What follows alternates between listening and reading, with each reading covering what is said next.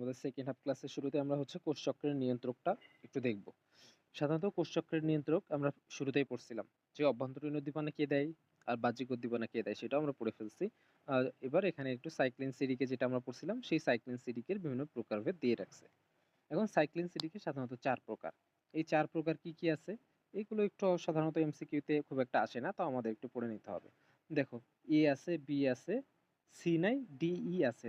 অর্থাৎ সি ছাড়া এ থেকে ই পর্যন্ত সব রকম সাইক্লিন এ আছে। এবার আমরা আসি। সাইক্লিন এ থেকে আমরা শুরু করব। সাইক্লিন এ কি করে? এস পর্যায়ে ডিএনএ রেপ্লিকেশন সক্রিয় ও ত্বরান্বিত করে। তাহলে সাইক্লিন সিডিকের কাজ কোথায় একটু চিন্তা করো তো, কোন দশায়, ইন্টারফেজের কোন দশায় বলো তো? এটা কিন্তু এস দশায়। কারণ এস দশায় আমরা জানি কি হয়? সিনথেসিস হয়। কি সিনথেসিস হয়? ডিএনএ সিনথেসিস হয়। তাহলে ডিএনএ রেপ্লিকেশনের সময়ই মূলত এই সাইক্লিন এটা কাজ করে। বি কি করে? দেখো দেখো কি বলতেছে, মাইটোটিক স্পিন্ডল যন্ত্র তৈরির সময় মাইটোসিসের জন্য প্রয়োজনীয় সবকিছু সম্পন্ন করে। অর্থাৎ সহজ কথায় বি কি করে? স্পিন্ডল যন্ত্র তৈরিতে সাহায্য করে। বি কি করে? স্পিন্ডল যন্ত্র তৈরিতে সাহায্য করে। ই কি করে? ই হচ্ছে ডিএনএ রেপ্লিকেশনের জন্য কোষকে প্রস্তুত করে। তাহলে চিন্তা করো তো এই ই কখন কাজ করবে? এটা কিন্তু জি অন দশায় মেইনলি কাজ করে। কারণ ওই সময় তো ডিএনএ রেপ্লিকেশনের জন্য প্রস্তুত হয়। ডি কি করে দেখো? ডি মূলত হচ্ছে জিওন থেকে এস আবার এস থেকে জিওন পর্যায়ে নিয়ে যায়। অর্থাৎ এই যে কোষচক্রটা আমরা পড়ছিলাম সেই কোষচক্রের জিওন থেকে এস, এস থেকে আবার জি টু এখানে নিয়ে যায় মূলত ডি। আমি আবার বলি, এ হচ্ছে ডিএনএ রেপ্লিকেশনকে সক্রিয় এবং ত্বরান্বিত করে। দেন ই হচ্ছে ডিএনএ রেপ্লিকেশনের জন্য প্রস্তুত করে। হয়ে গেল এ আর ই এর পড়া। বি কি করে? এটা হচ্ছে স্পিন্ডল যন্ত্র তৈরিতে প্রয়োজনীয় সবকিছু সম্পন্ন করে থাকে। আর ডি কি করে? জি1 থেকে এস, এস থেকে ডি2 এখানে নিয়ে যেতে হেল্প করে। এই জিনিসগুলো একটু জটিল, একটু মনে রাখার চেষ্টা করবো। এগুলো সাধারণত যে খুব বেশি আসে তাও না, বাট আমাদের সুন্দর করে পড়ে নিতে হবে। আমরা এবার নেক্সট পেজে চলে যাই। দেখো আমরা এখন দেখতেছি কি, এস আর সি নামক, সরি, এস আর সি না, আচ্ছা নতুন অ্যাড করছে এটা। এই মানে একটা প্রাণী তার ডিমের প্রোটিন সংশ্লেষ করতে চেয়ে টিম হান্ট এই সাইক্লিন সিডিকে প্রোটিন আবিষ্কার করে ফেলেন। এগুলো নতুন অ্যাড করছে। আমরা যখন সাধারণত পড়াচ্ছিলাম তখন এগুলো ছিল না, যে নতুন অ্যাড করছে আমরা পড়ে নিব। তাহলে আমরা কি পড়লাম যে হচ্ছে সাইক্লিন সিডিকে কে আবিষ্কার করেন? হান্ট। কোথায় আবিষ্কার করেন? এই যে সি আর চিন। ঠিক আছে, এটুকু আমাদের একটু মনে রাখতে হবে। এবার আসে আমাদের যদি রিটেনে আসে যে জীব জীবনে ইন্টারফেজের গুরুত্ব, তখন আমরা লিখে দিব কোনগুলা? ওই যে একটু আগে আমি তোমাদের চিত্র পড়াইছিলাম যে একটা সাইকেল আকারে জি1 দশায় কি হয়, জি2 দশায় কি হয়, ওইটা যদি আমি সুন্দর করে চিত্র আঁকায় দিতে পারি আমার 3-এ 3 মার্ক পাবো যদি গদাক হয়। ঠিক আছে, আমি বায়োলজিতে মানে আমার মার্ক খুব একটা কাটতো না। যেমন আমি যেবার 60-এর ভিতরে পাইছিলাম 56। তার মানে এক মার্ক না কাটলেই ৯ তাই কাটতে হয়েছিল। কারণ আমি বিভিন্ন সিস্টেম ফলো করতাম। যেমন একটা সিস্টেম হতো সবকিছু চিত্রের মাধ্যমে দেখানোর চেষ্টা করতাম। যেমন আমি দেখো তোমাদের ওই যে কোষচক্রটা বুঝাইছি যে চিত্রের মাধ্যমে। তোমরা যদি কোষচক্রের গুরুত্ব বুঝাইতে যে ওই চিত্রটা দিয়ে দাও তোমাদের ফুল মার্ক দিতে বাধ্য। এখন আমি এই যে পয়েন্টগুলোর কথা বলবো তোমরা শুধু উত্তর দিবা যে এই সময় এটা কোন দশায় ঘটে। দ্রুত চ্যাটে লিখে ফেলবা। আসি। প্রথমে দেখি কোষটি পরবর্তী কোষ বিভাজনে অংশগ্রহণ করবে কিনা তা ইন্টারফেজে নির্ধারণ করা হয়। বলতো এটা নির্ধারণ করা হয় ইন্টারফেজের কোন দশায়? জি1 নাকি এস নাকি জি2? ওকে। দ্বিতীয় পয়েন্ট হচ্ছে পরবর্তী কোষ বিভাজনের জন্য প্রোটিন, আরএনএ ও ডিএনএ রেপ্লিকেশনের সকল উপাদান তৈরি হয়। এই উপাদানগুলো কখন তৈরি হয় বলতো? জি1 নাকি এস নাকি জি2? ডিএনএ রেপ্লিকেশন হয় কখন? Good, G one. প্রথমটা কোষ বিভাজনে অংশগ্রহণ করবে কিনা সেটা সর্বপ্রথম নির্ধারণ হয় কোথায়? জি1। আর ২ নম্বরটাও হ্যাঁ জি1। দেন ডিএনএ রেপ্লিকেশনটা হয় কখন? এস দশায়। তারপরে কি বলতে, কোষের বিপাকীয় প্রয়োজনীয় স্পিন্ডল যন্ত্র তৈরির জন্য মাইক্রোটিউবুল সৃষ্টি হয়। কখন মাইক্রোটিউবুল সৃষ্টি হয়? চিত্রে দেখাই দিছি, জি2 দশায়। এটিপি তৈরি হয় কখন? জি2 দশায়। তাহলে দেখো আমরা যে চিত্রটা আঁকছি ওই চিত্রটাই যদি আমরা এঁকে দিই, দেখো আমরা এমসিকিউতে তো খুব ভালোভাবে পারবোই, আর রিটেনে দেখো একবার 3-এ 3 মার্ক তুমি পেয়ে যাবা। বইয়ের থেকেও সুন্দর করে আরো হয়ে যাবে। এবার সে গুরুত্বপূর্ণ তথ্য যে একই কথাবার্তা বলছে এটা না পড়লেও চলবে, তাও তোমরা একটু রিডিং দিবা। এখন আমরা আসি এম ফেজ বা মাইটোসিস ফেজ, অর্থাৎ এবার আমরা সহজ কথায় এবার আমরা মাইটোসিস কোষ বিভাজনটা শিখব। ঠিক আছে, মাইটোসিস কোষ বিভাজনটা আমরা এবার শিখব। আচ্ছা, এবার আসি কি বলতেছে, স্তন্যপায়ী প্রাণীতে কোষচক্র মাইটোসিস দশা 1 থেকে 1.5 ঘন্টা স্থায়ী হয়। ঠিক আছে? ওই যে আমরা শুরুতে কি পড়ছিলাম? একটা মানুষের একটা কোষের জীবনচক্রে মাইটোসিস ফেজে থাকে খুব অল্প সময়। তাই না? সেই অল্প সময়টা কত সময় সেটা কিন্তু এরা বলছে। যে মাত্র ১ থেকে ১.৫ ঘন্টা মাইটোসিসে থাকে। অর্থাৎ ১ থেকে ১.৫ ঘন্টার ভিতরে মাইটোসিস কোষ বিভাজন হয়ে যায়। কত অল্প সময় লাগে দেখো। তো সর্বপ্রথম আমরা জানি কি হয়, ইন্টারফেস পর্যায়ে চলতে থাকে, তারপর আবার মাইটোসিস হয়, মাইটোসিসে আবার ইন্টারফেস পর্যায়ে চলতে থাকে, আবার মাইটোসিস হয়। এগুলো আমরা জানি, সেই কথাটা এরা এখানে লিখছে। এবার সেই এমফেজ এবং ইন্টারফেজের পার্থক্য একটু দেখি। দেখো এগুলো তোমরা সবই জানো যে মাইটোসিসে কি হয় আমি তোমাদের পড়াবো। আর ইন্টারফেজে কি হয় সেগুলোও পড়াই ফেলছি। তাহলে পার্থক্য তোমরা কিন্তু ইজিলি পারবা। আমি এটা আর পড়াচ্ছি না। তো এইটা একটু আমি ৪ নম্বর পয়েন্টটা একটু খেয়াল করি। ইন্টারফেজ অবস্থায় এই দশায় বংশগতীয় বস্তু ক্রোমাটিন হিসেবে থাকে। আর এম ফেজে বংশগতীয় বস্তু ক্রোমোজোম হিসেবে থাকে। এখন আমার কোশ্চেন হচ্ছে ক্রোমাটিন কি আর ক্রোমোজোম কি? খুব গুরুত্বপূর্ণ একটা জিনিস। দেখো সহজ কথায় বলতে গেলে আমি যদি অত জটিল ভাবে না বুঝাই তোমাদের, খুব সিম্পলি যদি বোঝানোর চেষ্টা করি, তাহলে ক্রোমাটিন আর ক্রোমোজোম হচ্ছে সেম জিনিস। সাধারণত ইন্টারফেস পর্যায়ে ক্রোমোজোমগুলো খুব চিকন এবং অনেক জড়ানো পেঁচানো থাকে, সেটাকে আমি বলি ক্রোমাটিন। আর মাইটোসিস পর্যায়ে ক্রোমোজোমগুলো মোটা হয়ে যায় এবং আমরা সেগুলো খুব ইজিলি দেখতে পাই। এগুলোকে কি বলি? ক্রোমোজোম। আমি আবার বলতেছি, ক্রোমাটিন জিনিস আর ক্রোমোজোম জিনিস সেম, কিন্তু সে যখন ইন্টারফেস পর্যায়ে থাকে তখন সে খুব চিকন এবং জড়ানো পেঁচানো থাকে, এটাকে আমরা বলি ক্রোমাটিন। আর যখন সে মাইটোসিস পর্যায়ে চলে আসে তখন সে খুব মোটাসোটা হয়ে যায় এবং খুব ইজিলি ভালো দেখতে, মানে খুব ইজিলি দেখতে পাওয়া যায় আর কি। এটাকে আমরা বলি হচ্ছে ক্রোমোজোম। তাহলে ক্রোমোজোম ক্রোমাটিন আমরা শিখে ফেললাম। আচ্ছা, এবার আমরা চলে আসি সরাসরি মাইটোসিস। মাইটোসিসকে সাধারণত ২ টা ভাগে ভাগ করে আমরা জানি, ক্যারিওকাইনেসিস, সাইটোকাইনেসিস। ক্যারিওকাইনেসিস কাকে বলে, সাইটোকাইনেসিস কাকে বলে, ওগুলো আমরা পড়ে ফেলছি, তাই না? সেগুলোই আবার লেখা, আমরা এগুলোতে আর সময় নষ্ট করতেছি না। আমরা এবার নেক্সট পেজে চলে যাই। দেখো মাইটোসিসের পর্যায় শিখবো। মাইটোসিসের বিভিন্ন পর্যায়। তোমরা সবাই জানো মাইটোসিসের প্রধানত ৫ টি দশায় ভাগ করে বা ৫ টি পর্যায়ে ভাগ করে। সেটা কি? Prophase, prometaphase, metaphase, anaphase, telophase. এখন আমাদের এখান থেকে রিটেনে আসতে পারে এবং এমসিকিউতে আসতে পারে যে কোন ফেজে কি হয়, এগুলো আমাদের খুব ভালো করে শিখতে হবে। এখন আসি প্রোফেজ। এর অর্থ হচ্ছে আদ্য পর্যায়, মনে রাখবা। ফেজ মানে হচ্ছে একটা পর্ব বা দশা। প্রো মানে হচ্ছে পূর্বে। তাহলে প্রোফেজ মানে কি? পূর্বের দশা, অর্থাৎ আর্দ্র পর্যায় বা শুরুর দশা। এখন দেখো প্রোফেজ দশায় কি কি হয় আমরা একটু খেয়াল করি। দেখো মাইটোসিসের এই প্রথম পর্যায়কে প্রোফেজ বলে। হ্যাঁ, আমরা জানি এটি মাইটোসিসের সবচেয়ে দীর্ঘস্থায়ী পর্যায়। মনে রাখতে হবে মাইটোসিসের সবচেয়ে দীর্ঘস্থায়ী পর্যায় কি? প্রোফেজ। খুব ইম্পর্টেন্ট কোশ্চেন। দেখো এই পর্যায়ে কোষের নিউক্লিয়াস আকারে বড় হয়। নিউক্লিয়াস মানে কি? কোষের পেট, তাই না? একটা মা যখন বাচ্চা জন্ম দিবে তখন তার পেট মোটা হবে, স্বাভাবিক। তাহলে কোন পর্যায়ে নিউক্লিয়াসটা আকারে বড় হয় সেটা সবাই ইজিলি বুঝে ফেললা, সেটা হচ্ছে প্রোফেজ। তারপর দেখো ক্রোমোজোমগুলো জল বিয়োজন ঘটে, এই কথাটা একটু মনে রাখবা। অর্থাৎ ক্রোমোজোমগুলো থেকে পানি বের হয়ে যাবে, এটাকে আমরা বলি জল বিয়োজন। তাহলে ক্রোমোজোম থেকে জল বিয়োজন কখন ঘটে? প্রোফেজ পর্যায়ে। এই দেখো চিত্রে একটু খেয়াল করো, এই যে চিত্র সেটা হচ্ছে ইন্টারফেস পর্যায়ে আর এটা হচ্ছে প্রোফেজ পর্যায়ে। দেখো ইন্টারফেস পর্যায়ে ক্রোমোজোমগুলো কেমন আছে? খুব জড়ানো পাচানো আছে কিন্তু, তাই না? সেজন্য আমরা এটাকে কি বলবো? ক্রোমাটিন তন্তু। আর প্রোফেজ পর্যায়ে সেটা কিভাবে আছে? সেটা হচ্ছে খুব ইজিলি আমরা দেখতে পাচ্ছি এবং মোটাসোটা আছে, এটাকে আমরা বলি ক্রোমোজোম, তাই না? তো আমি এই চিত্রটা একটু খেয়াল করি। আমরা জানি এই যে বাইরের যে আবরণ এটাকে আমরা কি বলি? কোষ প্রাচীর বলি, তাই না? এই যে মাঝের যে গোল এটাকে বলি নিউক্লিয়াস। নিউক্লিয়াসের যে আবরণ সেটাকে কি বলি? নিউক্লিয়ার এনভেলপ, তাই না? নিউক্লিয়াসের আবরণকে কি বলি? Nuclear envelope.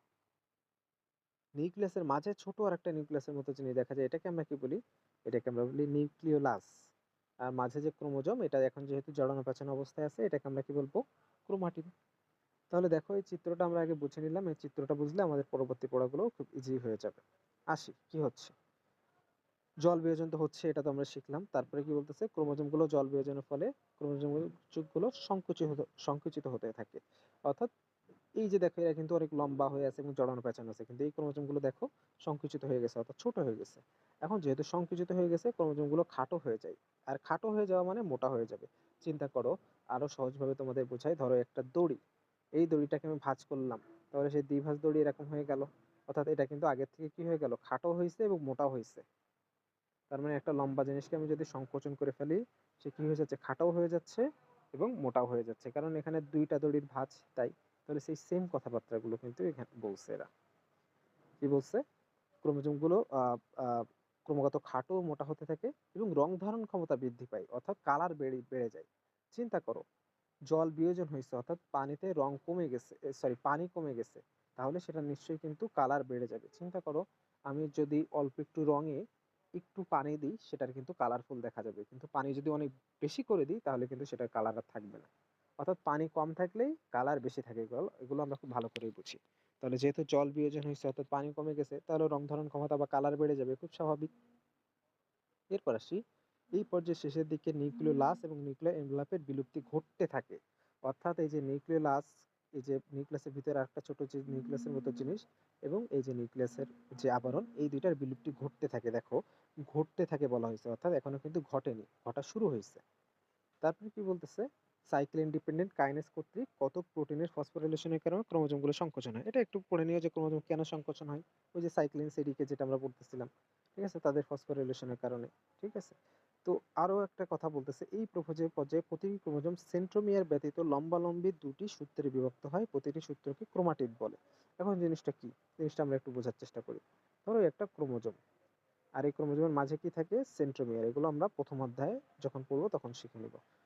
মাঝে কি থাকে, সেন্ট্রোমিয়ার আর একটা ক্রোমোজোম। এই ক্রোমোজোমটাকে কিভাবে বলছে, সেন্ট্রোমিয়ার ব্যতীত লম্বালম্বি বিভক্ত।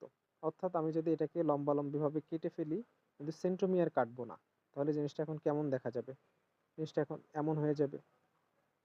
অর্থাৎ আমি কেটে ফেলছি কিন্তু এখনো সেন্ট্রোমিয়ার বা এই জিনিসটা কাটি নাই, তার ফলে এমন দেখাচ্ছে জিনিসটাকে। এই অবস্থাকে সাধারণত ক্রোমাটিড বলি। এই যে দেখো, এই প্রত্যেকটা অংশকে আমরা কি বলি, ক্রোমাটিড। তাহলে জিনিসগুলো সহজ হয়ে গেল। এবার আমরা বইয়ের ভাষায় আসি। দেখো, প্রুফে যে প্রতিটি ক্রোমোজোম সেন্ট্রোমিয়ার ব্যতীত লম্বালম্বি দুটি সূত্রে বিভক্ত হয়ে যায়, সেই প্রতিটি সূত্রকে ক্রোমাটিড বলে। এই যে দেখো, এখানে কিন্তু খেয়াল করলে ভালোভাবে দেখতে পাবো, সেন্ট্রোমিয়ার বিভক্ত না হলেও প্রত্যেকটা এরকম দুইটা দুইটা সূত্রে বিভক্ত হয়ে গেছে। এ সাইডেও দুইটা দেখো, এ সাইডেও দুইটা দেখো। ঠিক আছে। তো এটা কথায় বলা হয়েছে। দেন আসি, এই পর্যায়ে স্পিন্ডল তন্ত্র সৃষ্টির সূচনা হয়। দেখো, স্পিন্ডল যন্ত্র তৈরি হয়, আমরা তৈরি কিন্তু এখন হয়নি, তৈরির সূচনা হয়েছে।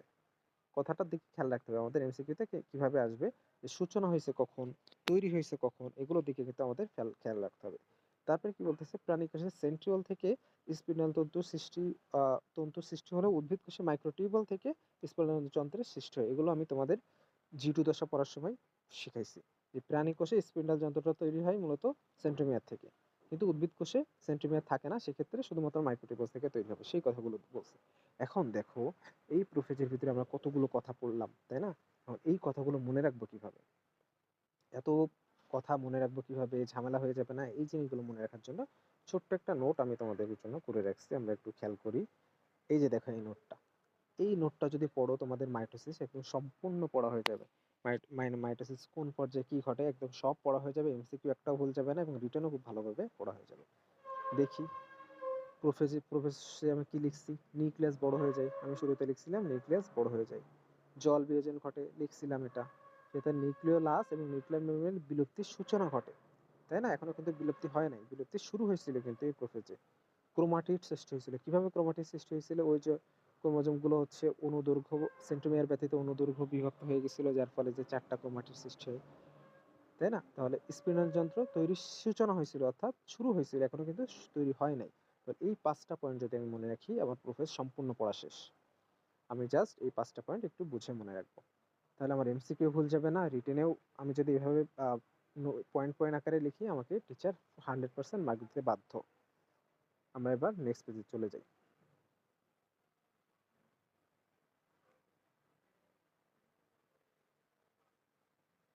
আচ্ছা, আমরা একটু চিত্র আসে অনেক সময়, তখন চিত্র আসলে আমরা কিভাবে আঁকবো? এই যে হচ্ছে একটা মানে কোষ প্রাচীর দিব, নিউক্লিয়াসটা একটু বড় আকারে আঁকবো। দেখো, নিউক্লিয়াসটা এটার থেকে কিন্তু বড়, কারণ এখানে আমরা পড়ে নিচ্ছি যে হচ্ছে নিউক্লিয়াস আকারে বড় হয়। তারপরে কি রাখবো, এই যে হচ্ছে সেন্ট্রোমিয়ার গুলো বিভক্ত হয়ে গেছে, এটা একটু জটিল ভাবে আঁকছে, তুমি যদি এভাবে আঁকো কোনো সমস্যা নেই। ধরো, এই সেন্ট্রোমিয়ার দিলা, ওই সাইড থেকে দুইটা ক্রোমাটিড বের করে দিলা, এভাবে যদি আঁকো কোনো সমস্যা নেই। ঠিক আছে, তাহলে এভাবে আমি ক্রোমোজোম গুলো এঁকে দিব। এভাবে আঁকলে আমাকে টিচার একদম সম্পূর্ণ ফুল মার্ক দিতে বাধ্য। এবার আমরা আসি প্রো মেটাফেজ। দেখো, প্রো মেটাফেজ মানে, প্রো মানে আমি কি বললাম, প্রো মানে হচ্ছে আগের, আর মেটা মানে মনে রাখবো মাঝে। তাহলে প্রো মেটাফেজ মানে আগের এবং মধ্য পর্যায়, অর্থাৎ প্রাক মধ্য পর্যায়। তো এই ধাপটা হচ্ছে সবচেয়ে স্বল্পস্থায়ী। দেখো, সবচেয়ে দীর্ঘস্থায়ী ধাপ কোনটা ছিল, একটু একজন লেখো তো এই কি বলে চ্যাট বক্সে। সবচেয়ে স্বল্পস্থায়ী ধাপ প্রো মেটাফেজ, পড়ে ফেললাম আমরা। তারপরে দেখো কি বলতেছে, প্রোফেজ পর্যায়ের শেষের দিকে উদ্ভিদ কোষে কতগুলো তন্তুময় প্রোটিন সমন্বয়ে দ্বিমেরুযুক্ত গুড। প্রোফেজ হচ্ছে সবচেয়ে দীর্ঘস্থায়ী পর্যায়। আসি আ প্রোফেজ পর্যায়ের শেষের দিকে উদ্ভিদ কোষ কতগুলো তন্তুময় প্রোটিনযুক্ত দ্বিমেরুযুক্ত স্পিন্ডাল যন্ত্রের সৃষ্টি হয়। তাহলে দেখো স্পিন্ডাল যন্ত্রের কখন তৈরি হয় সেটা কিন্তু আমরা পড়ে ফেলছি যে প্রোমেটাফেজ পর্যায়ে। এখন একজন লেখো যে এই স্পিন্ডাল যন্ত্রের তৈরির সূচনা হয় কখন? এটা একজন লেখো। আচ্ছা। তারপরে কি বলতেছে এই পর্যায়ে প্রথম দিকে স্পিন্ডল যন্ত্রের তন্তুগুলো আঘাতে নিউক্লিয়ার এনভেলপ বিলুপ্তি হতে থাকে এবং একসময় বিলুপ্তি হয়ে যায়। দেখো তাহলে নিউক্লিয়ার এনভেলপ এর কথা কোনটা বলছিলাম? এই যে হলো এই নিউক্লিয়াস যে আবরণ এটাকে আমরা বলি নিউক্লিয়ার এনভেলপ। এই এনভেলপ এর বিলুপ্তি কিন্তু হচ্ছে প্রোমেটাফেজে। তাই না? এখন এই পর্যায়ে নিউক্লিওলাসও বিলুপ্তি হচ্ছে। তাহলে নিউক্লিওলাস এবং নিউক্লিয়ার এনভেলপ বিলুপ্তি হচ্ছে কখন? প্রোমেটাফেজ পর্যায়ে। যদিও এটা সম্পর্কে আরো কিছু পরে একটা কথা আছে গুরুত্বপূর্ণ সেটা দেখাচ্ছি আমি তোমাদের। কিন্তু এখানে কোশ্চেন হচ্ছে এই বিলুপ্তিটার সূচনা ঘটে কখন বলতো? সেটা কিন্তু প্রোফেজে আমরা পড়ছিলাম, তাই না? আচ্ছা। এখন আসি স্পিন্ডল যন্ত্রের ২ মেরুর মধ্যবর্তী অঞ্চলকে ইকুয়েটর বা বিষুবীয় অঞ্চল বলে। আমি একটু পরবর্তী পেজে চলে যাই তাহলে তোমাদের এই জিনিসগুলো ইজিলি দেখাইতে পারবো। এই যে দেখো প্রোমেটাফেজ পর্যায়ে কিন্তু স্পিন্ডল যন্ত্র তৈরি হয়ে গেছে। এই যে দেখো অনেকগুলো রশি বা সুতার মতো জিনিস এগুলোকে আমরা বলি হচ্ছে স্পিন্ডল যন্ত্র। আর স্পিন্ডল যন্ত্রের যে সুতাগুলোকে আমরা বলি ফাইবার বা সুতা। সুতাকে ইংরেজিতে আমরা বলি ফাইবার। ঠিক আছে? তো এটাই হচ্ছে স্পিন্ডল যন্ত্র। তো এই স্পিন্ডল যন্ত্রের তন্তুগুলোর আঘাতে দেখো এই যে নিউক্লিয়ার এনভেলপ বা নিউক্লিয়াসের যে আবরণ এটা কিন্তু আগের থেকে পাতলা হয়ে গেছে। তাই না? এগুলো কিন্তু এখন আর দেখা যাচ্ছে না। অর্থাৎ বিলুপ্তি ঘটা শুরু হয়ে গেছে। এইখানে দেখো সেন্ট্রোমিয়ার না, নিউক্লিওলাস, ওই যে নিউক্লিয়াসের ভিতরে আরেকটা কালো মতো যেটা থাকে সেটাও কিন্তু ঠিকমতো দেখা যাচ্ছে না। অর্থাৎ এটাও কিন্তু বিলুপ্তি হয়ে যাচ্ছে। এখনো বিলুপ্ত হয় নাই। ঠিক আছে? সেই কথাগুলোই কিন্তু এরা এখানে বলছে। যে হচ্ছে নিউক্লিওলাস এবং নিউক্লিয়ার এনভেলপের বিলুপ্তি ঘটে। এবং সেই সাথে স্পিন্ডল যন্ত্রের আ ২ মেরুর মধ্যবর্তী অঞ্চলকে ইকুয়েটর বা বিষুবীয় অঞ্চল বলা হয়। মনে রাখবা আমাদের পৃথিবীর যে মাঝের অঞ্চল এটাকেও বিষুবীয় অঞ্চল বলা হয় বা ইকুয়েটর অঞ্চল বলা হয়। তার মানে যেকোনো কিছুর মাঝের অঞ্চলকে বলা হবে ইকুয়েটর অঞ্চল বা বিষুবীয় অঞ্চল। ঠিক আছে? তাহলে আমরা যদি বলি এই কোষটার বিষুবীয় অঞ্চল কোনটা? সেটা হবে এটা। ঠিক আছে? এবার আসি স্পিন্ডল ফাইবার মানে কি? এই স্পিন্ডল তন্ত্রের যে সুতা আমি তোমাদের বলেই দিছি যে হচ্ছে ফাইবার মানে হচ্ছে সুতা। তাহলে স্পিন্ডল যন্ত্রের যে প্রত্যেকটা সুতাকেই বলা হচ্ছে স্পিন্ডল ফাইবার। এবার আসি দেখা যায় এই প্রোমেটাফেজ পর্যায়ে ক্রোমোজোমগুলো একটু স্পিন্ডল যন্ত্রের সাথে যুক্ত হয়ে একটু নাড়ানাড়ি করতে থাকে। অর্থাৎ এদের ভিতরে একটা কম্পন দেখা যায় যেটাকে বলা হচ্ছে ক্রোমোজোমীয় নৃত্য। ঠিক আছে? তো ক্রোমোজোমীয় নৃত্য কখন দেখা যায় আমাদের এমসিকিউতে আসতে পারে সেটা হবে কি প্রোমেটাফেজ পর্যায়ে। এবার আসি দেখো কি বলতেছে আসলে ক্রোমোজোমগুলো বিষুবীয় অঞ্চল থেকে অঞ্চলের দিকে যেতে থাকে এবং ক্রোমোজোমগুলো সেন্ট্রোমিয়ার সংযুক্তকারী তন্তুকে বলা হয় ট্রাকশন ফাইবার। আরো ভালোভাবে খেয়াল করি। সেন্ট্রোমিয়ার সংযুক্ত হচ্ছে যে সুতার সাথে সেটাকেই বলা হচ্ছে ট্রাকশন ফাইবার। আরো যদি ক্লিয়ার করতে চাই ফাইবার মানে সুতা, ট্রাকশন মানে আকর্ষণ ধরে নিবা। ঠিক আছে? তাহলে যে সুতাগুলো সেন্ট্রোমিয়ারকে আকর্ষণ করে তাদেরকে আমরা কি বলবো? Traction fibre. দেখো প্রত্যেকটা ওয়ার্ড যদি আমি এভাবে বুঝে পড়ি তাহলে আমার জন্য কিন্তু খুব সহজ হয়ে যাবে। এবার সেই মাইটোটিক সেন্টার জিনিসটা কি? কোষের এই অঞ্চলে মাইটোসিসের জন্য মাইক্রোটিউবুলস আ সরি মা কোষের এই অঞ্চল মাইটোসিসের জন্য মাইক্রোটিউবুলসের ব্যবস্থা করে। প্রাণী কোষের সেন্ট্রোজোম মাইটোটিক সেন্টার হিসেবে কাজ করে। মানে সহজ কথায় এই যে আমরা জানি যে হচ্ছে স্পিন্ডল যন্ত্র তৈরি হয়, সেই স্পিন্ডল যন্ত্র তৈরির জন্য কি লাগে? মাইক্রোটিউবুলস লাগে। এই মাইক্রোটিউবুলসটাকেই সাধারণত মাইটোটিক সেন্টার বলা হচ্ছে। কিন্তু প্রাণী কোষে এই স্পিন্ডল যন্ত্রটা তৈরি করে কে? আমরা জানি যে প্রাণী কোষে স্পিন্ডল যন্ত্রটা তৈরি করে সেন্ট্রোমিয়ার। তাহলে প্রাণী কোষে মাইটোটিক সেন্টার কি হবে? সেন্ট্রোমিয়ার। খুবই সিম্পল। তাই না? এবার আমরা এটা একটু খেয়াল করি। স্পিন্ডল ফাইবার সেন্ট্রোমিয়ারে কাইনেক্টর মোটর প্রোটিনের সাথে যুক্ত হয়। এটা আমাদের একটু মনে রাখতে হবে। আমরা জানি স্পিন্ডল ফাইবার বা স্পিন্ডলের যে সুতাগুলা সেগুলো সেন্ট্রোমিয়ারের সাথে যুক্ত হয়। তো সেন্ট্রোমিয়ারের কোন জায়গার সাথে যুক্ত হয়? কাইনেক্টর মোটর প্রোটিনের সাথে মনে রাখতে হবে। ঠিক আছে? আমি যদি আরো তোমাদের বুঝাইতে চাই সেটা হচ্ছে ধরো এই একটা স্পিন্ডল যন্ত্রের সুতা আর এই সুতার সাথেই মূলত এই সেন্ট্রোমিয়ার গুলো যুক্ত থাকে। ঠিক আছে? ধরো একটা ক্রোমোজোম সেই ক্রোমোজোমের মাঝের অঞ্চলটিকে আমরা বলি সেন্ট্রোমিয়ার। সেই সেন্ট্রোমিয়ারটাই মূলত যুক্ত থাকে হচ্ছে স্পিনাল যন্ত্রের প্রত্যেকটা সুতার সাথে। আর যে সুতাগুলো এই স্পিনাল যন্ত্রের সুতাকে সেন্ট্রোমিয়ারকে আকর্ষণ করবে তাদেরকে আমরা কি বলি? Traction fibre. খুব ইজিলি ক্লিয়ার করলাম। এবার দেখো এখানে একটা লেখা আছে সেটা হচ্ছে এটিপি ভেঙে এডিপি এবং পিআই মানে হচ্ছে ফসফেট তৈরি হয়। ঠিক আছে? এখন চিন্তা করো তো এই এটিপিটা তৈরি হয়েছিল কখন? এটিপিটা তৈরি হয়েছিল কিন্তু G2 দশায়। G2 দশায় যে এটিপিটা তৈরি হয় সেই এটিপিটা ভেঙে যাচ্ছে কখন? সেই এটিপিটা কিন্তু ভেঙে যাচ্ছে আ প্রোমেটাফেজ দশায়। ঠিক আছে? তো তো আমাদের এভাবে তুলনা করে করে পড়তে হবে। একটা পড়ার সিস্টেম হচ্ছে সব সিমিলার জিনিস হচ্ছে তুলনা করে করে পড়তে হয়। তাহলে পড়াটা ইজিলি মনে থাকে।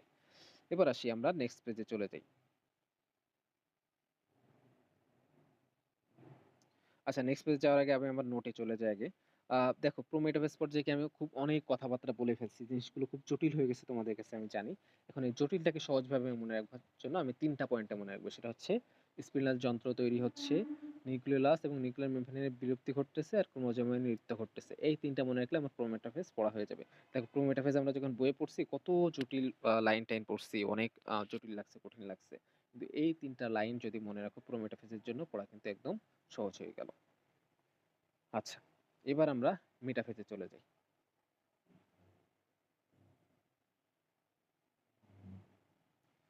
ওকে, এবার আমরা চলে আসি মেটাফেজ। মেটা মানে কি? মাঝে। তাহলে মেটাফেজ মানে কি? মধ্য পর্যায়।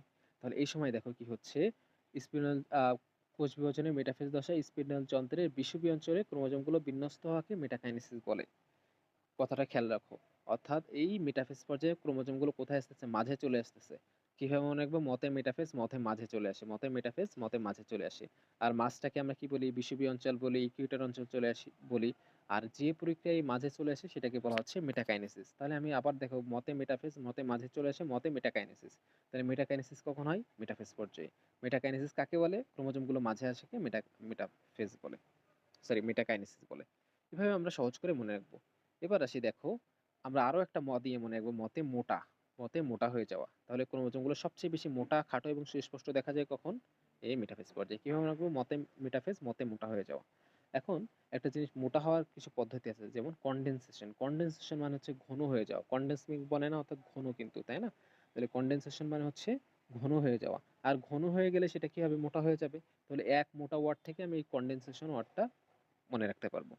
এবার আসি সুপার কয়েলিং। কয়েলিং মানে পেঁচায় যাওয়া। দেখো একটা জিনিস, আহ, একটা সুতা যখন এরকম পেঁচাইতে থাকবে, অর্থাৎ কয়েলিং হবে, সে কি হয়ে যাবে? মোটা হয়ে যাবে না? তাহলে ওই মোটা ওয়ার্ডটা থেকেই কিন্তু আমি সুপার কয়েলিং জিনিসটাও মনে রাখতে পারবো। তাহলে এক, মতে মেটাফেজ, মতে মেটাকাইনেসিস, মতে মোটা হয়ে যাওয়া, আর মোটা থেকেই কনডেনসেশন, সুপার কয়েলিং আমরা ইজিলি মনে রাখতে পারলাম। এবার আসি, এখানে দেখো একটা কথা দেওয়া আছে, সেটাকে নিউক্লিয়ার এনভেলপ এবং নিউক্লিয়ার সম্পূর্ণ বিলুপ্তি ঘটে হচ্ছে এই মেটাফেজ পর্যায়ে। আমরা দেখো, নিউক্লিওলাস এবং নিউক্লিয়ার এনভেলপের বিলুপ্তির সূচনা ঘটছিল কখন বলতো? প্রোফেজে। বিলুপ্তি হয়েছিল কখন বলতো? প্রোমেটাফেজে। আর সম্পূর্ণ বিলুপ্তি হয়ে গেছে দেখো, এই চিত্রে দেখো কোনো নিউক্লিয়ার এনভেলপও নাই, তারপর হচ্ছে নিউক্লিওলাসও নাই। সম্পূর্ণ বিলুপ্তি হয়ে কখন? মেটাফেজে। তো এই জিনিসগুলো যেন এমসিকিউতে ভুল না হয়ে যায়। আমাদের এমসিকিউতে আসতে পারে যে হচ্ছে কখন সম্পূর্ণ বিলুপ্তি হয়ে যায়। তুমি কিন্তু ওই প্রোফেজেও পড়ছো যে বিলুপ্তি হয়, প্রোমেটাফেজেও পড়ছো কিন্তু বিলুপ্তি হয়। ওই ভুল করে যদি প্রোমেটাফেজ জায়গায় ফেলো তাহলে কিন্তু মার্ক ভুল হয়ে গেল, তাই না? এই জন্য আমাদের চিন্তা করে করে পড়তে হবে। তো আমি আসি, এই জিনিসগুলো যেহেতু কঠিন লাগতেছে আমি একটু সহজ করে আমার ওই নোটে যেহেতু লিখে দিচ্ছি, একটু নোটটা দেখাই দিই তোমাদের আবার। দেখো, মেটাফেজে আমি কি কি পড়ছি? ক্রোমোজোমগুলো মাঝে আসে, মতে মেটাফেজ, মতে মাঝে। আর মাঝে আসাকে কি বলে? মেটাকাইনেসিস। তাহলে এই মাঝে থেকে আমি মেটাকাইনেসিস মনে রাখতে পারবো। তারপর সবচেয়ে বেশি মোটা, খাটো, সুস্পষ্ট হয়, তাহলে মতে মোটা। এবং মোটা হওয়ার দুইটা পদ্ধতি আমি শিখেছি, কনডেনসেশন আর সুপার কয়েলিং, তাই না? এবার সে নিউক্লিওলাস, নিউক্লিয়ার এনভেলপের সম্পূর্ণ বিলুপ্তি ঘটে কখন? মেটাফেজে। এবং শেষভাবে সেন্ট্রোমিয়ার বিভক্ত হয়ে অপত্য সেন্ট্রোমিয়ার, এটা একটু পরে দেখাচ্ছি আমি তোমাদের। দেখো, আমি একটা জিনিস খেয়াল তোমাদের ধরাই দিতে চাই, সেটা হচ্ছে নিউক্লিওলাস এবং নিউক্লিয়ার মেমব্রেনের বিলুপ্তির সূচনা ঘটে কখন? প্রোফেজ। বিলুপ্তি হয় কখন? প্রোমেটাফেজ। আর সম্পূর্ণ বিলুপ্তি হয় কখন? মেটাফেজ। জিনিসগুলো যেন না ভুলো। এবং মেটাফেজের শেষের দিকে কি হয়? সেন্ট্রোমিয়ার বিভক্ত হয়ে অপত্যক সেন্ট্রোমিয়ার তৈরি হয়। জিনিসটা একটু দেখাই।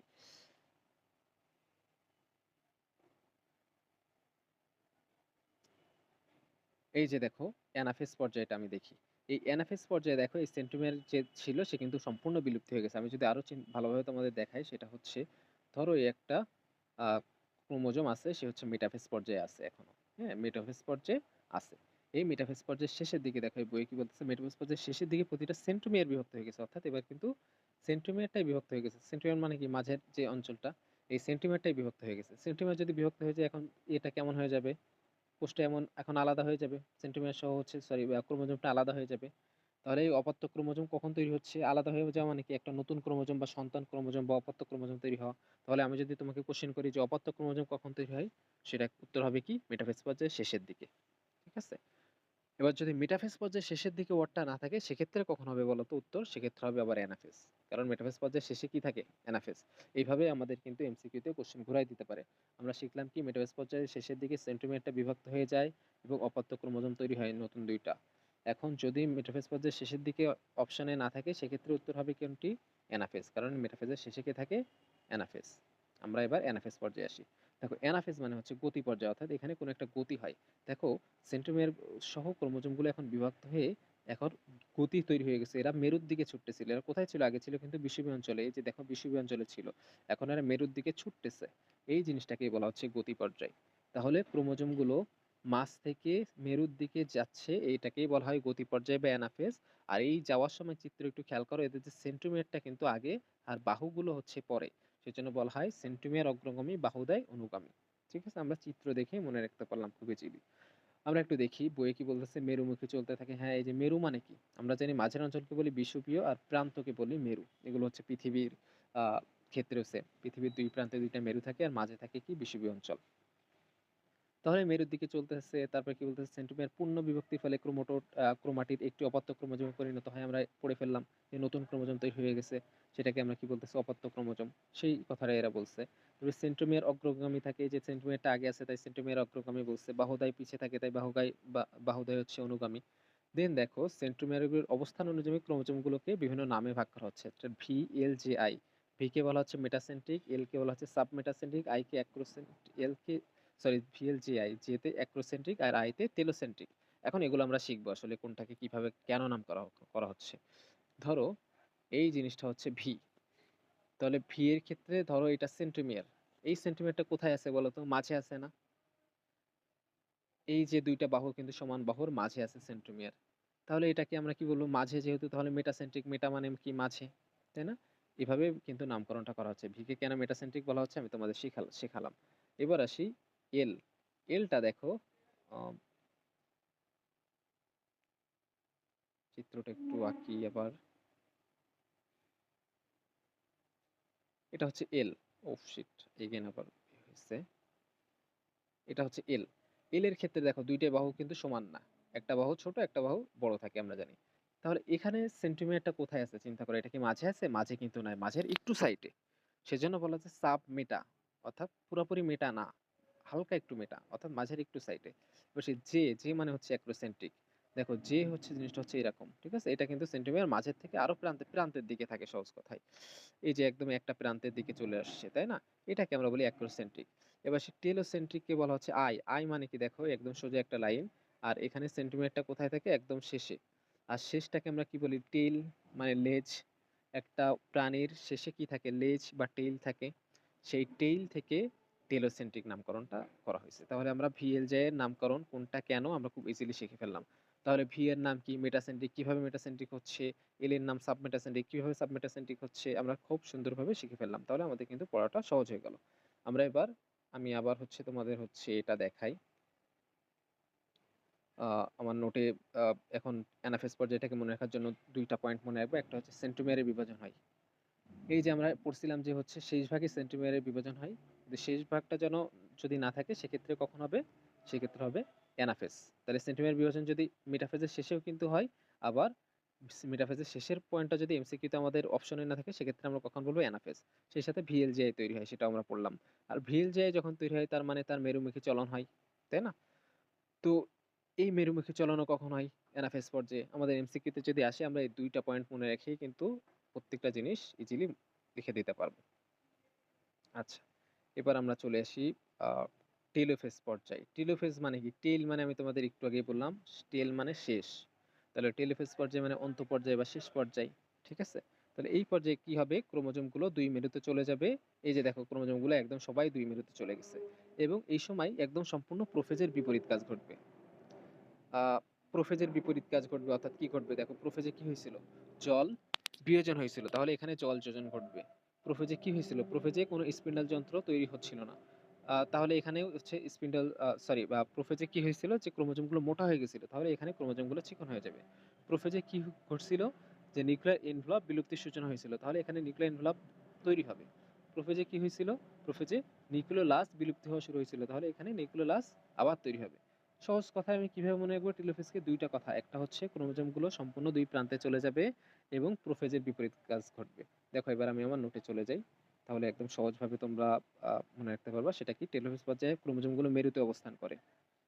ওটা পড়ে ফেললাম এবং প্রোফেজের বিপরীত কাজ। ওটাও পড়ে ফেললাম এবং অপত্য নিউক্লিয়াস তৈরি হয়ে গেছে কিন্তু অলরেডি। দেখো ২ টা নিউক্লিয়াসই এখন কি হয়ে গেছে? সম্পূর্ণভাবে কিন্তু আলাদা হয়ে গেছে। তাই না? এই যে দেখো এই একটা নিউক্লিয়াস, এই একটা নিউক্লিয়াস। তাইলে অপত্য নিউক্লিয়াস কখন তৈরি হয়? টেলোফেজ পর্যায়ে। তোমরা চিত্রগুলো একটু প্র্যাকটিস করবা। এগুলোকে রিটেনে আসলে চিত্র যখন দিবা, দেখবা হচ্ছে খুব ভালো মার্ক পাওয়া যায়। এবং রিটেন অনেক সময় চিত্রও চেয়ে বসে। তো দেখো চিত্র কিন্তু খুবই সহজ। তুমি যদি প্রত্যেকটা জিনিস বুঝে পড়ো, তোমার কাছে চিত্র খুব ইজি হয়ে যাবে। আমরা যেহেতু প্রত্যেকটা ওয়ার্ড ব্যাখ্যা সহকারে পড়ছি, তাহলে আমাদেরও চিত্র খুব ইজি হয়ে যাবে। এবার আমরা আসি আমাদের টেলোফেজ পর্যায়। টেলোফেজ পর্যায়ে তো আমরা পড়ে ফেললাম। টেলোফেজ পর্যায়ে কি, কি হয় সেগুলো আমরা পড়ে ফেললাম। এজন্য আর ভিতরে যাচ্ছি না। আমরা আসি মাইটোসিস পর্যায়ে কেরা মনে রাখার জন্য একটা সংক্ষিপ্ত নিয়ম দিছে। এগুলো কিচ্ছু পড়ার দরকার নাই। কারণ আমি তোমাদের যে ১ পেজের একটা নোট দিছি, ওই নোটটা পড়লে মাইটোসিস কোষ বিভাজন সম্পূর্ণভাবে পড়া হয়ে যাবে। সাইটোকাইনেসিস মানে কি? পড়ে ফেলছি আমরা যে সাইটোকাইনেসিস মানে সাইটোপ্লাজমের বিভাজন। দেখো আগের পেজে কিন্তু এই সাইটোপ্লাজমের বিভাজন হয় নাই। শুধু নিউক্লিয়াস তৈরি হয়েছিল। কিন্তু মাঝে কিন্তু কোনো পর্দা তৈরি হয় নাই। কিন্তু এবার সাইটোকাইনেসিস হবে। অর্থাৎ সাইটোপ্লাজমগুলো বিভাজিত হবে। এজন্য মাঝে পর্দা তৈরি হয়ে যাবে। এখন মাঝে পর্দাটা কিভাবে তৈরি হয়? দেখো এই ওয়ার্ডটা একটু কঠিন। এই লাইনটা একটু কঠিন। একটু ভালোভাবে মনে রাখতে হবে। কি হচ্ছে? এন্ডোপ্লাজমিক রেটিকুলাম থেকে আসা ফ্রাগমোপ্লাস্ট এবং ক্ষুদ্র ভেসিকল মিলিত হয়ে কোষ প্লেট গঠিত হয়। ঠিক আছে? তাহলে এই যে জিনিসটা এই কোষ প্লেটটা তৈরি হয়েছে সেটা কিভাবে আসতেছে? এন্ডোপ্লাজমিক রেটিকুলাম থেকে আসা ফ্রাগমোপ্লাস্ট এবং ক্ষুদ্র, ক্ষুদ্র ভেসিকল মিলে এই কোষ প্লেটটা তৈরি হচ্ছে। সেই কোষ প্লেটের উপরে দেখো ওই যে আমরা জানি সেলুলোজ, হেমিসেলুলোজ এগুলো জমা হয় এখানে আছে। কোষ প্লেটের উপরে সেলুলোজ, হেমিসেলুলোজ, পেকটিন ইত্যাদি জমা হয়ে কোষ প্রাচীর গঠন করে। এগুলো কঠিন জিনিস না। তোমরা ১ম অধ্যায়ে যদি পড়ে থাকো তাহলে এটা তোমরা অলরেডি পারবা। কারণ আমরা জানি কোষ প্রাচীর গঠন হয় এই সেলুলোজ, হেমিসেলুলোজ এগুলো দিয়েই। এবার আমরা একটু আসি এই যে কোষটা এখন বিভক্ত হয়ে গেল, সাইটোপ্লাজম বিভক্ত হয়ে গেল। হওয়ার পরে এরা এবার আলাদা হয়ে যাওয়ার জন্য এদের মাঝে খাঁজ তৈরি হচ্ছে। দেখো এই যে দেখো ছোট ২ টা খাঁজ। এই খাঁজ তৈরির জন্য ২ টা প্রোটিন হেল্প করে। সেটা কি? অ্যাক্টিন এবং মায়োসিন। তাহলে খাঁজ তৈরিতে হেল্প করে কি? অ্যাক্টিন এবং মায়োসিন নামক ২ টা প্রোটিন। এবার আসি আমরা একটা জিনিস পড়ব মুক্ত নিউক্লিয়ার বিভাজন। এটা হচ্ছে এই জিনিসটা আসলে কি? সাইটোকাইনেসিস না হলে এবং ক্যারিওকাইনেসিস যদি চলতে থাকে তখন দেখা যাচ্ছে একটা কোষের মধ্যে বহু নিউক্লিয়াস তৈরি হয়। একটু বুঝি আমরা। ধরো একটা কোষ।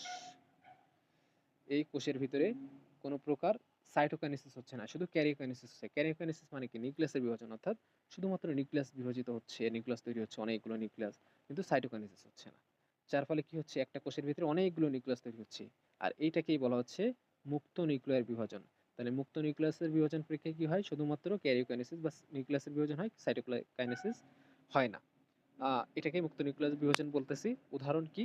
ডাবের পানি। ডাবের পানিতে মুক্ত নিউক্লিয়াসের বিভাজন ঘটে ঘটে থাকে। এবার আসি, যখন উদ্ভিদ কোষে এই মুক্ত নিউক্লিয়ার বিভাজন ঘটে তখন সেই ধরনের কোষকে বলা হয় সিনোসাইটিক। আর প্রাণী কোষের ক্ষেত্রে আমরা সেটাকে বলবো প্লাজমোডিয়াম। ঠিক আছে? এটা হচ্ছে ইসের জন্য মনে রাখবা। তোমরা যদি ম্যালেরিয়া অধ্যায় পড়ো, ওই ম্যালেরিয়াতে প্লাজমোডিয়াম খুব ইজিলি দেওয়া আছে। আমরা তখন আলোচনা করব। ঠিক আছে? তাহলে প্রাণী কোষের মুক্ত নিউক্লিয়াসের বিভাজন হইলে সে কোষকে আমরা বলবো প্লাজমোডিয়াম। উদ্ভিদ কোষে মুক্ত নিউক্লিয়ার বিভাজন হলে সেটাকে আমরা বলবো আ সিনোসাইটিক। হয়ে গেল আমাদের হচ্ছে আজকের পড়া। আমি তোমাদের এই নোটগুলো হচ্ছে সম্পূর্ণভাবে দিয়ে দিব। আশা করি তোমাদের কোনো লাইন বুঝতে অসুবিধা হয় নাই। যদি অসুবিধা হয় গ্রুপে জানাবা। আমি সবগুলো আবার হচ্ছে আ এগুলো দিয়ে দিব। ওকে, আমরা আর আজকে যাচ্ছি না। আজকের পড়া আমাদের এই পর্যন্তই। আজকে অনেকে জয়েন করতে পারিনি। আমরা দেখি আরো নতুন কোনো উদ্যোগ নেওয়া যায় কিনা যেটার মাধ্যমে জয়েন করা যায় সবাইকেই। আ তো আমরা ক্লাসের রেকর্ডটা তোমাদের দিয়ে দিব কালকে ইনশাআল্লাহ। হুম? তোমরা আজকেই দেখো পড়ে ফেলো। পড়ার নিয়ম হচ্ছে আজকেই পড়ে ফেলবা। আমি যে আজকে পড়াইছি আজকেই পড়ে ফেলবা, তাহলে দেখবা পড়া একদম সহজ হয়ে যাবে। হুম? পড়া ইজিলি মনে রাখতে পারবা। তো এই একটা নোট যেটা আমি বানাইছি, এই একটা নোট তোমরা খাতায় করে তোমরা বইয়ের সাথে স্টেপলার বা যেকোনো কিছু দিয়ে আটকে দিবা। তাহলে তোমাদের আবার নতুন করে নোট করা লাগবে না। ওই বই যখন পড়বে একই সময় পড়া হয়ে যাবে। এখন আমরা একটু দেখি যে আমরা যে আ পড়াটা পড়লাম আজকে, সেই পড়া অনুযায়ী আমরা আসলে মেডিকেলের প্রিভিয়াস কোয়েশ্চেন গুলো সলভ করতে পারি কিনা। দেখো এখানে যে ১ম যে ১ নম্বর যে কোয়েশ্চেনটা, যে মাইটোটিক মেটাফেজে কোনটি সঠিক নয়? দেখো মাইটোটিক মেটাফেজে আমরা জানি যে হচ্ছে ক্রোমোজোম সেন্ট্রোমিয়ার বিভক্ত হয়। পড়ছিলাম এটা আমরা? হ্যাঁ, কোথায় পড়ছিলাম? আমরা জানি মাইটোটিক মেটাফেজের শেষের দিকে ক্রোমোজোম সেন্ট্রোমিয়ারটা সাধারণত বিভক্ত হয়ে যায়। আমরা এটা আমাদের বইয়ে স্পষ্ট পড়ছি। দেন বি নম্বর, ক্রোমোজোম লুপ সৃষ্টি হয়। এই কথাটা কোথাও পড়ছিলাম? পড়ি নাই কিন্তু। তাহলে বিটাই হবে অ্যান্সার। দেন মানবদেহে ক্ষত নিরাময়ের জন্য কোনটি অপরিহার্য? মাইটোসিস। কেন মাইটোসিস? কারণ কি? মাইটোসিস আমাদের ক্ষত নিরাময় হচ্ছে কি একটা আমাদের একটা দেহে কোষ ক্ষত মানে ক্ষয়ে গেছে বা নষ্ট হয়ে গেছে আমরা যেটাই বলি। এখন সেই কোষটা তৈরি হতে হবে অর্থাৎ দেহকোষ তৈরি হতে হবে। আর আমরা জানি দেহকোষ কোন প্রক্রিয়ায় তৈরি হয়? মাইটোসিস। ৩ নম্বর কোশ্চেনটা আসছে মেডিকেল ২১-২২ সালে। কোষ চক্রের কোন দশায় ডিএনএ সংশ্লেষ ঘটে? এটা হচ্ছে কোন দশায়? জি আ জি আ সরি একটু নেট প্রবলেম। কোষ চক্রের কোন দশায় ডিএনএ সংশ্লেষ ঘটে? এস দশায় এটা আমরা জানি। আমরা পড়ছিলাম এসটি সিনথেসিস, তাই না? এসটি সিনথেসিস ওখানে ডিএনএ সিনথেসিস হবে। দেন মানবদেহের কোন কোষ বিভাজিত হয় না? এটা আমরা জানি আরবিসি বিভাজিত হয় না। দেখো আমরা ইচ অ্যান্ড এভরি কোশ্চেন কিন্তু পারতেছি। দেন আসি কোন প্রক্রিয়ায় নিউক্লিয়াসের বিভাজন হয়? এটা আমরা খুব ভালো করে পড়ে ফেলছি। ক্যারিওকাইনেসিস। দেখো ইচ অ্যান্ড এভরি কোশ্চেন আমরা পারতেছি। অর্থাৎ আমরা যদি এভাবে পড়ি, আমরা এইচএসসি তো এ প্লাস পাবোই, সেই সাথে আমাদের মেডিকেল এবং ভার্সিটি অ্যাডমিশনে আমরা খুব ভালো মার্ক পাবো।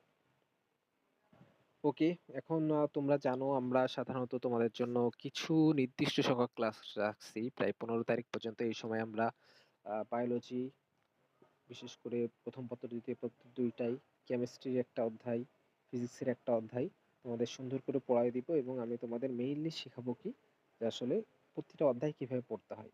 আমরা এই যে এভাবে পড়াচ্ছি প্রত্যেকটা অধ্যায় আসলে ১-২টা করে অধ্যায় পড়াচ্ছি। এইগুলো তোমরা যদি ভালোভাবে শেখো তাহলে তোমরা অন্য অধ্যায়গুলো খুব ইজিলি বুঝে পড়তে পারবা। তো আমাদের মেইন উদ্দেশ্য হচ্ছে এটাই যে হচ্ছে কিভাবে আসলে এইচএসসি তে থাকাকালীনই অ্যাডমিশন প্রক্রিয়ার প্রস্তুতি নেওয়া যায়। এটা শেখানোর জন্য আমরা এই ফ্রি ক্লাসগুলো আয়োজন করছি।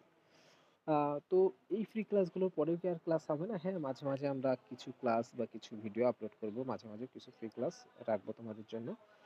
কিন্তু যারা আমাদের সাথে একেবারে আ সম্পূর্ণভাবে পড়তে চাও, আমি সাধারণত আ প্রাইভেট ব্যাচ ওপেন করতেছি কিছু। এই প্রাইভেট ব্যাচে হচ্ছে আ আ মানে একদম সম্পূর্ণ ফুল কোর্স থাকবে। বায়োলজির জন্য ফুল কোর্স থাকবে, কেমিস্ট্রির জন্য ফুল কোর্স থাকবে, ফিজিক্সের জন্য ফুল কোর্স থাকবে। তো এই কোর্সগুলো আসলে আমি আজকে যেভাবে পড়ালাম, একই স্টাইলে পড়াবো আমরা। এই কোর্সগুলো সাধারণত পেইড হবে এবং এই কোর্সগুলোতে আমরা আ এইচএসসিতেই কিভাবে একেবারে এ প্লাস পাওয়ার সাথে, সাথে মেডিকেল অ্যাডমিশন সম্পূর্ণ প্রস্তুতি নেওয়া যায় সেটা সম্পূর্ণভাবে তোমাদের কমপ্লিট করে দিব। অর্থাৎ এইচএসসিতে থাকাকালীনই তোমাদের মেডিকেল এবং ভার্সিটি ভর্তি পরীক্ষার প্রস্তুতি নেওয়াই দিব আমরা এই পেইড কোর্সটাতে।